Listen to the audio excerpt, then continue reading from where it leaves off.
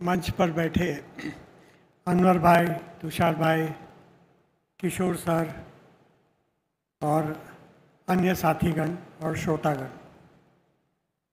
सबसे पहले तो गांधी विचार साहित्य सम्मेलन आयोजित करने के लिए गांधी स्मारक निधि को बधाई के पात्र हैं कि गांधी जी को लोगों तक लेकर आ रहे हैं। आज का विषय का नाम ठीक रखा है गांधी जी, और अगर अंग्रेज रखते या हिंदुत्व इस विषय को रखता या शायद कभी कभी सेक्युलर लोग भी इस विषय को रखते तो उसका नाम देते गांधी और कम्युनल प्रश्न, कम्युनल इश्यू। पर गांधी जी ने हिंदू मुस्लिम संबंध को कभी कम्युनल दृष्टि से नहीं देखा, और यही उनकी एक विशेषता है जिसका ध्यान हम सब लोगों ने रखना चाहिए।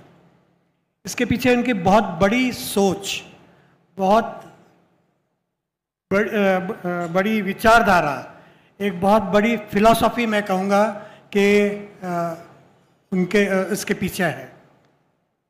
इस पर आऊँ उसके पहले मैं ये कहना चाहूँगा कि गांधी जी अपना धर्म हमेशा कहते कि मैं सनातन धर्म में मानता हूँ, लेकिन सनातन धर्म में मानना उनको ईसाई धर्म या इस्लाम धर्म का अभ्यास करने से या यहूदी धर्म का अभ्यास करने से या सिख धर्म का अभ्यास करने से या किसी भी धर्म का अभ्यास करने से रोकता नहीं था।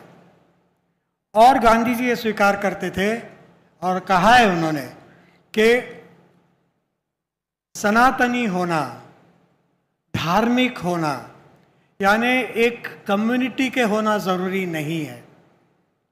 उनके लिए धर्म एक एथिकल वैल्यूज़, या जिसको हम उर्दू में कहते हैं अखलाक या नैतिकता, नैतिकता की शिक्षा देने वाला एक स्रोत है, एक सोर्स है। और इसीलिए हर धर्म से वो नैतिकता लेते, उसका जो एथिकल बेस है, उसकी जो वैल्यूज़ है, मॉरल वैल्यूज़ है, वो उस धर्म से जब अभ्यास करते तो उनको ये नज़र आता कि सभी धर्म के एथिकल वैल्यूज़, मॉरल वैल्यूज़, नैतिक मूल्य एक जैसे हैं, अलग अलग नहीं है या एक दूसरे से टकराते नहीं हैं। अलग भाषा में व्यक्त किए होंगे, अलग संस्कृति में वो कार्यान्वित हुए होंगे, लेकिन अलग नहीं है, एक दूसरे से टकराते नहीं हैं। ये उनके धर्म के मानने का एक बेसिक स्रोत था, और इसी को वो अपना एक आधार बनाकर हिंदू मुस्लिम यूनिटी करना चाहते थे। अपने लेख में गांधी जी लिखते हैं कि जब मैं हिंदू मुस्लिम यूनिटी की बात करता हूँ, इससे कतई मतलब ये नहीं है कि दूसरे धर्म की यूनिटी मैं नहीं चाहता। हिंदू मुस्लिम यूनिटी का मतलब गांधी जी के लिए हिंदू, मुस्लिम, यहूदी, ईसाई, सिख, जैन, बौद्ध, सारे धर्मों को वो शामिल करके ये शब्द इस्तेमाल करते थे, हिंदू मुस्लिम यूनिटी। गांधी जी ने कभी भी अंग्रेज आने के बाद भारत में अनेक धर्म तो थे, सारे धर्म थे, लेकिन धर्म के आधार पर संप्रदाय बने नहीं थे, पक्के संप्रदाय बने नहीं थे कि हिंदू कम्युनिटी अलग और मुस्लिम कम्युनिटी अलग या अन्य धर्म मानने वाली कम्युनिटी अलग, और इन कम्युनिटीज़ में राजनीतिक स्पर्धा हो रही है, सत्ता में अपना भाग या अपना शेयर ढूंढने के लिए कोई स्पर्धा हो रही है। इस प्रकार की कम्युनिटी नहीं थी, जिसको सुदीप्तो कविराज कहते थे कि in India there were fuzzy communities, कि एक हिंदू दरगाह पर भी जाता, मंदिर में भी जाता, चर्च में भी जाता, और आज भी हमें ऐसे दिखाई देते हैं। बम्बई में माहिम चर्च है, सेंट माइकल्स चर्च, उसमें अगर हर बुधवार को सारे धर्म के लोग जाते हैं। वहाँ आप बुधवार को नवीना में जाएंगे तो आपको क्रिश्चियन से ज़्यादा हिंदू मिलेंगे। उनकी संख्या अन्य धर्मों की, सिर्फ हिंदू नहीं, अन्य धर्म मानने वालों की संख्या चर्च के अंदर आपको ज़्यादा मिलेगी हर बुधवार को। और दिन पर भी जाते हैं। माउंट मैरी का जब फेस्टिवल होता है तो सारे धर्म के लोग जाते हैं, क्रिश्चियन कम होते हैं, गैर क्रिश्चियन और ज़्यादा होता है, और सबका ये त्यौहार होता है। तो इसको सुदीप्त कविराज कहते हैं कि एक शार्पली डिफाइंड कम्युनिटीज़ नहीं थी, संप्रदाय नहीं थे। कोई अपनी राजनीतिक पहचान हिंदू या मुस्लिम समुदाय से नहीं करता था। ये तो अंग्रेज़ आने के बाद किशोर सर ने जो हमें अलग अलग बातें बताई कि बंगाल का पार्टीशन, सेपरेट इलेक्टोरेट्स, मुसलमानों को अलग उसका शेयर देना, ऐसे डिवाइसेस से ब्रिटिश ने हिंदू मुसलमान, एक तो हिंदू मुस्लिम सांप्रदायिक चेतना बनाई, और ये चेतना बनाते बनाते दो कम्युनिटीज़ में और अन्य कम्युनिटीज़ में कंपटीशन और वैमनस्य या स्पर्धा भी बनाई। इसीलिए गांधी जी कभी कम्युनल शब्द इस्तेमाल नहीं करते थे, या मेजॉरिटी और माइनॉरिटी। आप उनकी पूरी लेखनी पढ़ लीजिए, हरिजन में, यंग इंडिया में, सभी में आप उनकी लेखनी पढ़ लीजिए, आपको ये शब्द नहीं मिलेगा, माइनॉरिटी, मेजॉरिटी, कम्युनिटी, कम्युनल, क्योंकि वो धर्म को एक स्पिरिचुअल या उसका एथिकल बेस ढूंढते। गांधी जी को लगता कि हर धर्म में सत्य है, इसीलिए वो कहते कि मैं सनातनी हूँ, लेकिन उसके साथ मैं मुसलमान भी हूँ, मैं ईसाई भी हूँ, मैं यहूदी भी हूँ, बुद्धिस्ट और जैन भी। एक सनातनी को, एक सच्चे धर्म मानने वाले को अपने आप को एक धर्म में सीमित नहीं करना चाहिए, सत्य की खोज करना चाहिए। सत्य की खोज यानी कि आप जीवन का अर्थ ढूंढे, कैसे जीना है, ये एक दूसरे के से सीखे। एक अखलाकी जीवन, एक अच्छा जीवन क्या है, उसकी शोध ले। और सच्चाई, सत्य का एक व्यापक अर्थ अगर हम लें तो सत्य हर धर्म से झलकता है, और हर धर्म में सत्य है, हर धर्म से सत्य लेना है, पकड़ना है।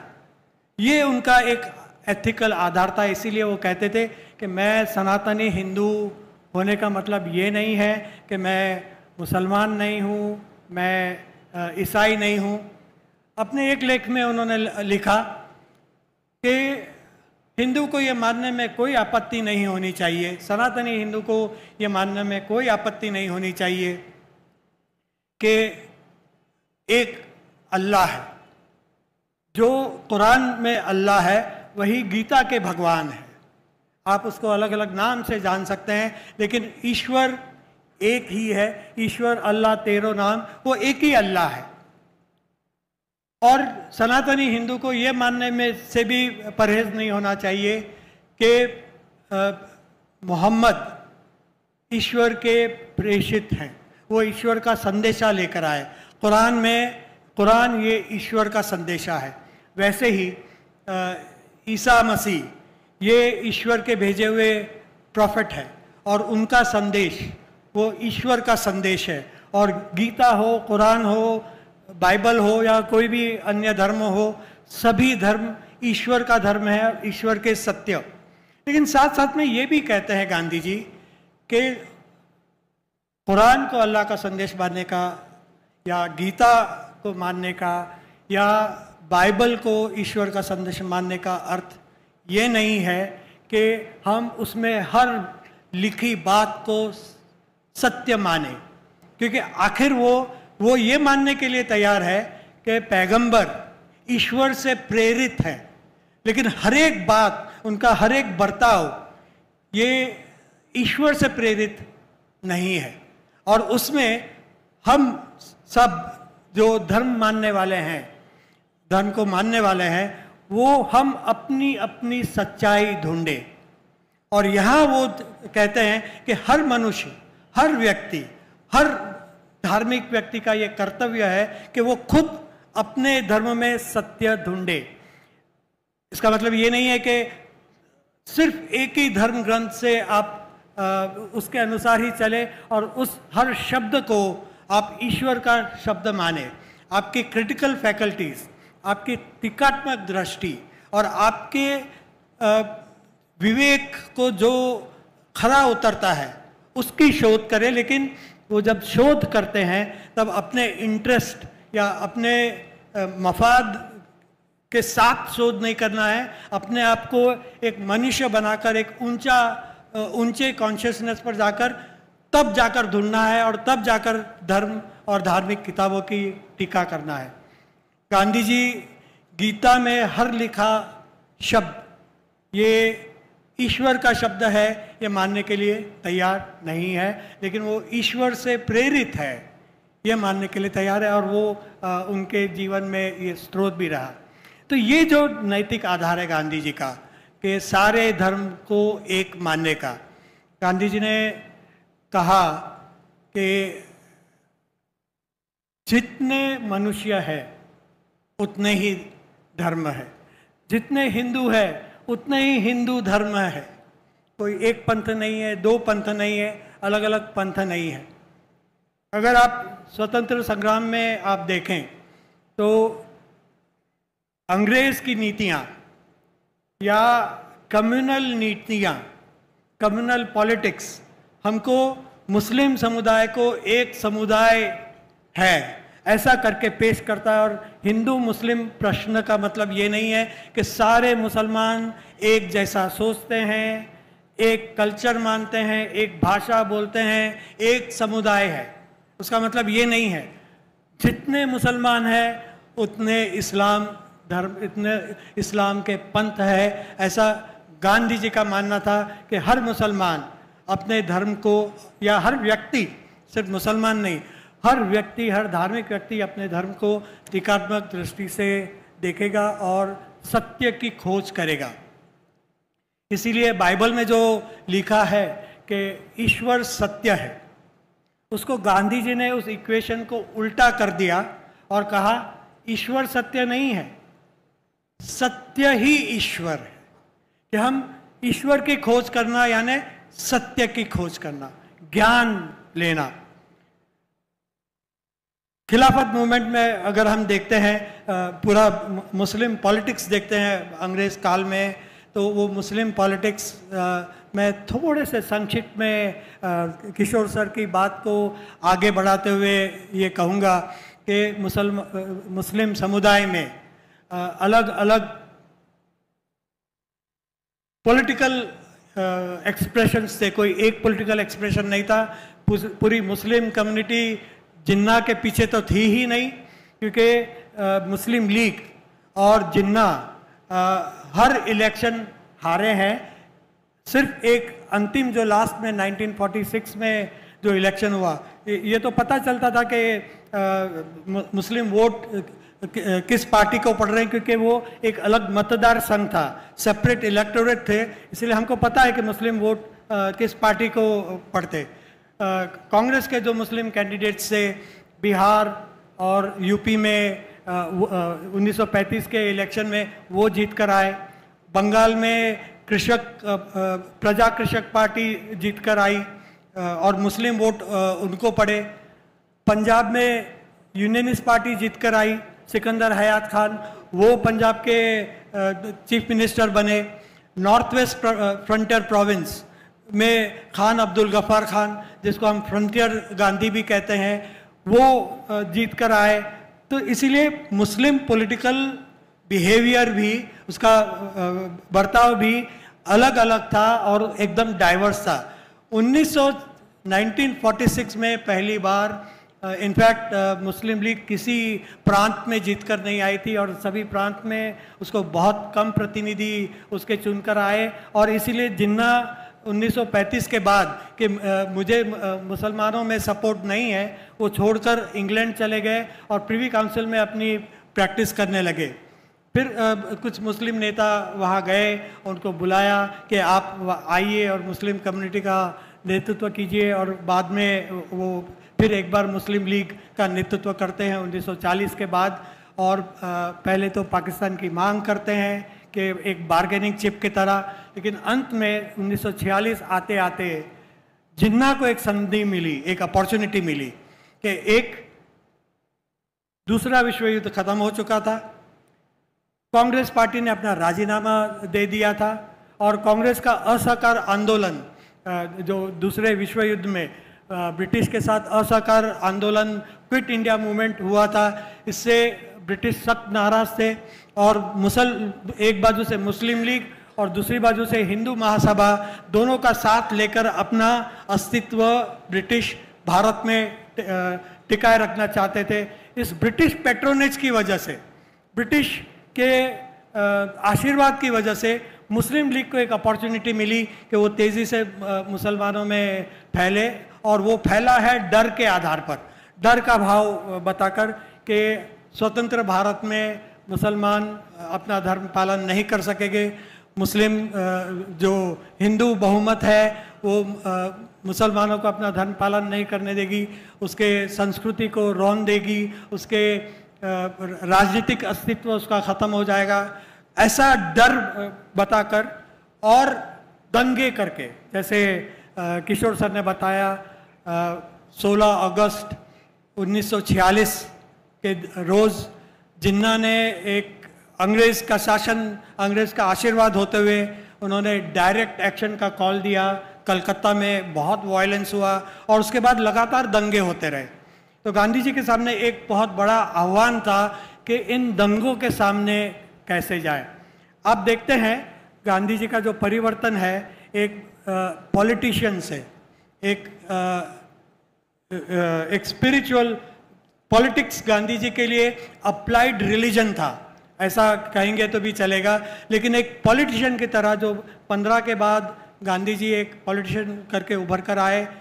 1945-46 आते आते उनका अप्रोच पॉलिटिक्स के तरफ एकदम एक स्पिरिचुअल हो गया और अपने उपवासों के ज़रिए कलकत्ता का जो राइट है उन्होंने उस पर मात किया, उसको शांति स्थापित करवाई और कलकत्ता के राइट में फास्ट पर बैठे थे सारे हिंदू पॉलिटिकल और हिंदू गुंडे, मुस्लिम गुंडे, सभी ने अपने हथियार गांधी जी के सामने आकर रख दिए।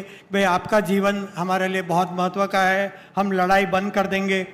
जब एक हिंदू रोते हुए गांधी जी के पास आया कि मेरा बच्चा दंगे में मारा गया, तो गांधी जी ने एक मुसलमान से कहा कि आप जिसने हिंदू बच्चे को मारा था उसको, गांधी जी ने, स्पिरिचुअल गांधी ये कहते हैं कि उस मुसलमान पर शर्त डालते हैं कि आप हिंदू बच्चे को अपनाओगे, एक हिंदू बच्चे को अपनाओगे और उसको हिंदू की तरह पालोगे, मुसलमान की तरह नहीं पालोगे, हिंदू की तरह पालोगे, यही आपका प्रायश्चित होगा दंगे में भाग लेने के लिए। उसी तरह एक हिंदू को कहा कि एक मुस्लिम बच्चा जो ऑर्फन हो गया है उसको आप गोद लोगे, उसको पालोगे और एक मुसलमान की तरह पालोगे। तो एक जो स्पिरिचुअल अप्रोच और अपना अनशन से, अपने फास्ट से लोगों को हिंदू मुस्लिम में एक दूसरे के प्रति एक करुणा पैदा करना, गांधी जी मानते थे कि धर्म के साथ करुणा जुड़ी हुई है। सॉरोज, हिंदू मुसलमान के दुख एक है, हम इन दुखों को, अगर एक दूसरे के दुखों को पहचाने तो हम एक साथ आ सकते हैं, करीब आ सकते हैं और हम अपने अपने धर्मों में सत्य देख सकते हैं। जैसे जुलाई और अगस्त महीना जब आ रहा था और स्वतंत्र 1947 का स्वतंत्र दिवस नज़दीक आ रहा था, तो पाकिस्तान में दंगे हो रहे थे, हिंदू कत्ल किए जा रहे थे, लेकिन दिल्ली में मुसलमानों को अपने घरों से निकाला जा रहा था और उनका कत्ल किए जा रहा था। किया जा रहा था बहुत बड़े पैमाने पर, पाकिस्तान में हिंदुओं का और दिल्ली और कलकत्ता और दूसरे भारत के भाग में मुसलमानों का, ताकि उनको उनके घरों से निकाला जाए और उनके घरों पर कब्जा किया जाए। गांधी जी फिर उपवास के लिए बैठे, अनशन के लिए बैठे कि उनको लगता था कि कहीं मेरे नेतृत्व में, कहीं मेरे अंदर कोई खोट है कि मैं हिंदू मुस्लिम प्रश्न को सॉल्व नहीं कर पा रहा हूँ। जब वो अनशन पर बैठे और उनके जान पर बन आने वाली थी, तब फिर से सारे कांग्रेस के सारे नेता, दूसरी पार्टियों के सारे नेता, हिंदू मुस्लिम सब गांधी जी के पास आए कि हम शांति करने के लिए तैयार है। गांधी जी ने क्या कंडीशंस रखी अपना उपवास वापस लेने के लिए? हिंदुत्व एक झूठ फैला रहा है कि उनकी सिर्फ एक ही मांग थी कि पाकिस्तान को 15 करोड़ दिए जाए और उसके लिए गांधी जी ने अनशन किया। हिंदुस्तान पाकिस्तान को 15 करोड़ उनका जो देना था वो ऑलरेडी दे चुका था। उसके बाद भी गांधी जी का अनशन शुरू था। गांधी जी ने जो शर्त रखी, वो शर्त हम सब लोगों के लिए एक आँख खोल देने वाली होगी, और वो शर्त लोगों ने मानी, तब गांधी जी ने जाकर उपवास तोड़ा। वो शर्त क्या थी कि सारे मुसलमान भाई जिसको भगाया गया है पाकिस्तान, उसको बुलाया जाए और अपने घरों में फिर स्थापित होने का मौका दिया जाए, ताकि जो हिंदू उन घरों पर कब्जा कर चुके थे उनको घर खाली करना था, और जो ओरिजिनल रहवासी थे मुसलमान, उसको उन घरों में वापस उसका पोजीशन देना था। फिर मस्जिदों पर जो हमले हो रहे थे वो बंद हो, और निज़ामुद्दीन दरगाह और उसका जो बसंत का फेस्टिवल होता है, उस फेस्टिवल में हिंदू मुस्लिम सब साथ मिलकर उस फेस्टिवल को मनाएंगे। और वो मनाया गया उस तरीके से। गांधी जी को ये आश्वासन दिलाया गया कि मुसलमानों को उनके घर वापस दिए जाएंगे, मस्जिदों पर हमले बंद होंगे। जो निज़ामुद्दीन, दिल्ली में निज़ामुद्दीन दरगाह है, उस दरगाह में जो फेस्टिवल होता है, वो फेस्टिवल जिस तरीके से हमेशा हिंदू मुस्लिम मिलकर आयोजित करते थे, उसी तरह से वो हिंदू मुस्लिम आयोजित होगा, उसी तरीके से आयोजित होगा, मिलजुल कर आयोजित होगा। और इस तरीके से हिंदू मुस्लिम एकता, हिंदू मुस्लिम यूनिटी गांधी जी पुनः स्थापित एटलीस्ट कह सकते हैं कि जुलाई अगस्त में उन्होंने हिंदू मुस्लिम एकता को पुनः से स्थापित किया। यही वजह थी कि सावरकर, गोडसे और जो उनके सारे साथी थे, उनको लगा कि जब तक गांधी जी जीवित है, हिंदू मुस्लिम पोलराइजेशन करना, उनमें दंगे भड़काना हमारे लिए मुश्किल हो जाएगा। इसीलिए इस उनके रास्ते के कांटे को पहले हटाने के लिए गांधी जी की हत्या 30 जनवरी 1948 को की गई कि जब तक गांधी जी होंगे, हिंदुत्व, एक राजनीतिक हिंदुत्व का द्वेष बड़ा वो स्थापित नहीं हो पाएगा। गांधी जी का हिंदू मुस्लिम एकता का सपना अभी तक अधूरा है, और शायद उसकी वजह सत्ता भी है। मैं स्टेट के स्ट्रक्चर में, पावर स्ट्रक्चर जो है, गांधी जी का जो एक स्वप्न था जिस प्रकार के भारत का, वो भारत हम बना नहीं पाए, और कहीं दूर दूर तक नहीं दिखता कि हम बना पाएंगे। मैं सिर्फ इतना ही कहूँगा कि अगर सोवियत यूनियन में नारा था, राजनीतिक नारा था कि केंद्रीकृत सत्ता नहीं, सेंट्रलाइज्ड पावर नहीं, फेडरल गवर्नमेंट, और सोवियत संघ का जो नारा था, उसमें कम्युनिस्ट पार्टी का जो नारा था, all power to the Soviets. Gandhi ji का नारा था all power to the panchayats, to the local body, और ग्राम स्वराज। अगर ग्राम स्वराज एक अलग इमेजिनेशन से बनता, केंद्रीकृत सत्ता नहीं बनती, तो शायद मुझे लगता है कि जो हिंदुत्व और कुछ अंश में मुस्लिम फंडामेंटलिस्ट फोर्सेस भी एक पुनः फंडामेंटलिज्म या राष्ट्रवाद, धर्म के आधार पर राष्ट्रवाद या सांप्रदायवाद सर उठा रहा है, शायद उस तरीके से नहीं उठा पाता। लेकिन मैं अंत में ये कहूँगा कि अब ये जिम्मेदारी हम सब पर है कि हम दो काम करें। एक, हिंदू मुस्लिम एकता तो करनी है, उसका मतलब ये है कि सारे धर्मों की, सारे धार्मिक अनुयायियों की एकता मानवता के आधार पर, दर्द के आधार पर, एक दर्द का रिश्ता सभी के अंदर बनाना, राजनीतिक रिश्ता नहीं, सांप्रदायिक रिश्ता नहीं, एक मफाद या इंटरेस्ट का रिश्ता नहीं, लेकिन एक दर्द का रिश्ता, इंसानियत का रिश्ता बनाना। और दूसरा, इस देश में हमको फेडरलिज्म, संघ राज्य और पंचायती राज्य को और ज़्यादा मजबूत करना है।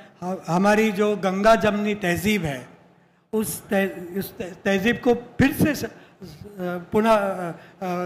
फिर से उसको उजागर करना है और उस गंगा जमनी तहजीब के आधार पर, शेयर्ड कल्चर के आधार पर हमें फिर से इंसान और इंसानियत के तौर पर दोबारा इकट्ठा आना है। तो ही हम गांधी जी का स्वप्न, हिंदू मुस्लिम एकता का सपना पूरा कर सकेंगे। आप लोगों ने शांति से सुना और मुझे यहाँ बुलाया। आप सभी लोगों का बहुत बहुत धन्यवाद। Thank you.